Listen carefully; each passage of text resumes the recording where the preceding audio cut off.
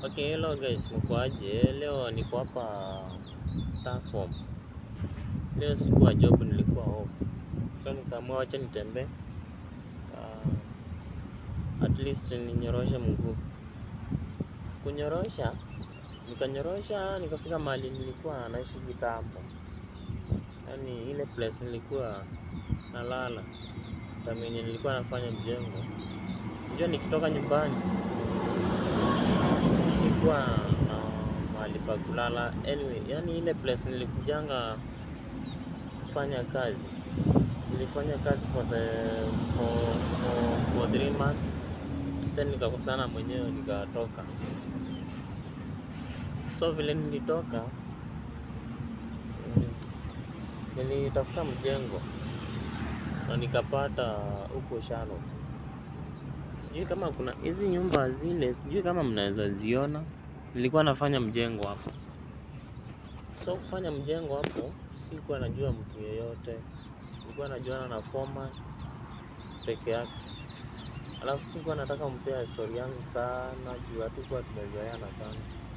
So hiyo time nilikuwa nalala kwa haka kamsitu haka, na kama hapa kandani nililala hapa wiki moja, ndio sasa nikarudi Kitengela town.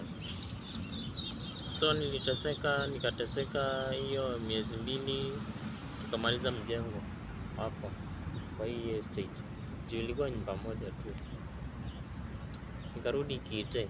So niliporudi Kite, nikaanza kutoa, na mama nilipata kwa plot yake sewage.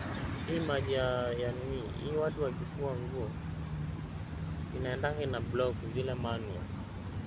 So nilikuwa na unblock hizo mashimo.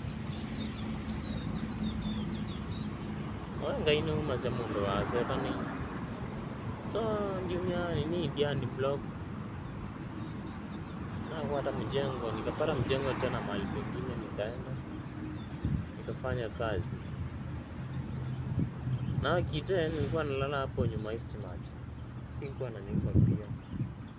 Alafu sasa ile situation nilikuwa nimeacha nyumbani, nilikuwa napata ile kidogo natuma nyumbani, nikipata kidogo natuma nyumbani kusaidia mamangu, madugu zangu na sister yangu wote walikuwa shule. So ikabidi tu nijitume. Lakini mara mwananga hiyo kila mtu nao kuchoka, nikamtumaini mkia no.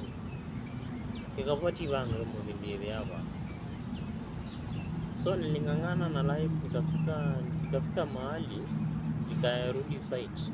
Sasa nikarudi, sasa nikapewa site. Sasa kupewa, nilifanya tu kukaribisha tu, nikae na jamaa mwingine pia alikuwa amepewa site, but yeye alikuwa analipa kukaa hapo. So hapo site pia nikaingia mjengo, nikafanya mjengo, ndio nikarekodi wimbo wa kwanza. Kurekodi wimbo wa kwanza, kichwa kaniambia hapana. Sasa hiyo umekuwa msanii, unafaa kuwa na nyumba mahali utakuwa na lala. Nikapata na rafiki yangu mmoja James, msanii. Hiyo time alikuanga kiateka. James akanishikia nyumba. Nikalipa kwanza down, tulikuwa tunalipa 2K. So kulipa nyumba, nikaingia, nikatafuta hiyo 1K, nikalipa nyumba. Sasa ile the fun thing, sikuwa na kitanda, sikuwa na mattress, sikuwa na kitu kufunika. Yaani nilikuwa naishi maisha ingine, yaani hata sijui. So maisha ikakuwa ngumu hivyo.